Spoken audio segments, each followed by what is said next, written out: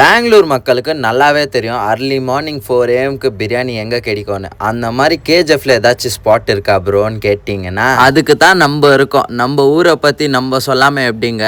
பெங்களூரில் பார்த்தீங்கன்னா உங்களுக்கு வெறும் மட்டன் பிரியாணி சிக்கன் பிரியாணி தான் கிடைக்கும். ஆனால் நான் கூட்டின்னு போகிற இடத்துல உங்களுக்கு பீஃப் பிரியாணி பாயா இடியாப்பம் அந்த மாதிரி வெரைட்டியாக சொல்லிட்டே போயிட்டு இருக்கலாம். ஏன்னா நம்ம ஊரில் மெனுக்கு பஞ்சமே இல்லை. இந்த இடத்துல பார்த்தீங்கன்னா அர்லி மார்னிங் 6 AM பார்த்தீங்கன்னா உங்களுக்கு பீஃப் பிரியாணி கிடைக்குங்க.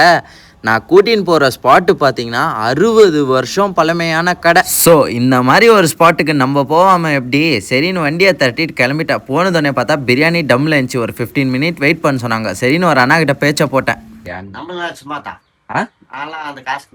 இல்ல டேஸ்ட் எல்லாம் எப்படி இருக்கும்? சூப்பர் மஸ்தா பேர் போனால டிஷ் ஆஃப்லயே பேர் போனால பாயாலும் சரி எல்லாமே சரி சூப்பரா போட்டு மஸ்தா இருக்கும்ன்றியா? அவர் கடை வந்து கெலிஜா கூட இருக்கும். ஆனாலும் மனசு சுத்தம்ன்றீங்களா? மனசு சுத்தம், சாப்பாடு சுத்தம், சூப்பரா இருக்கும். பார்த்தீங்களா அண்ணனோட ஸ்பீச்சை? இங்கே சுற்றி யாரை கேட்டிங்கனாலும் இப்படி தான் சொல்லுவாங்க. ஏன்னா அருமையான ஸ்பாட்டு. இந்த இடத்துல பார்த்தீங்கன்னா நான் ஒரு 2.5 வருஷத்துக்கு முன்னாடியே வந்து வீடியோ போட்டிருப்பேன் யூடியூப்பில்.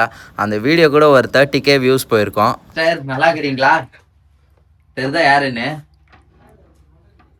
வீடியோ பண்ண வேணாம் இல்லையா? ஆமா 2.5 வருஷம் ஆயிடுச்சு. அண்ணனோட கை பக்குவம் விடிந்து எந்திரிச்சு கூட கையை நக்குவோம். பாயான்னு ஒன்று கொடுத்தாங்கங்க. ஒரு தட்டு ஃபுல்லா அந்த எலும்பு கறி அதெல்லாம் அந்த போன் மேரோ சும்மா வாயில எடுத்து போட்டா அறுசுவையும் நடுனமாடுதுங்க என் நாக்குல. மாஸ்டரோட கை பக்குவத்துக்கு என் நாக்கு அடிமைங்க. இங்க பாத்தீங்கன்னா முழுக்க முழுக்க வெறுகடுப்புல தாங்க இருக்கும் இவங்களோட மொத்த சமையலுமே. அந்த இடியாப்பத்தை பீஃப் கூட எடுத்து வாயில போட்டீங்கன்னா மைக்கேல் ஜாக்சனுக்கே டஃப் கொடுக்குங்க உங்க நாக்கு. ஏன்னா அந்த அளவுக்கு நடனமாடும். அடுத்து பாத்தீங்கன்னா இவங்களோட பிரியாணி சொல்லவா வேணும். அந்த ஃபேட் எல்லாம் மேல அப்படியே மெல்ட் ஆகி சுட சுட இருந்துச்சு. ஃபர்ஸ்ட் பிரியாணியே நம்மளுக்கு தான். யாரும் இல்லாத கடிக்கு டக்குன்னு பார்த்தீங்கன்னா ஒரு 6-7 பேர் வந்துட்டுக்கிறாங்க. எப்படி வந்தாங்கன்னே தெரில. நான் தான் ஃபஸ்ட்டு கஸ்டமருன்னு நினச்சின்னு இருந்தேன். பார்த்தா அங்கே நம்மளுக்கே டஃப் கொடுக்குற மாதிரி ஒரு 2-3 பேர் இருந்தாங்க.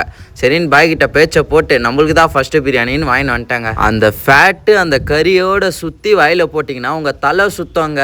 அந்த அளவுக்கு டேஸ்ட்டு. பிரியாணியை சாப்பிட்டதோடனே அந்த ஃபீல் எப்படி இருந்துச்சுன்னா அங்கே மலை வேற ஊருக்கெல்லாம் போனால் தாங்க தெரியுது இந்த மாதிரி ஒரு ஸ்பாட்டோட அருமை. கேஜிஎஃப் லேண்டில் மட்டும் கோல்டு இல்லைங்க, இந்த கடையிலையும் கொட்டி கிடக்கு. என்னடா இந்த மாதிரி பேச்சை போடுறான்னு 200 ரூபாய் ஜிபேல வாங்கிட்டு பான்னு தானே யோசிக்கிறீங்க. நான் பில் பே பண்ணிட்டு தான் வந்தேன். அப்படியே பார்சலும் வாங்கிட்டேன். அதோட ப்ரூஃப் போடுறேன் பாருங்க.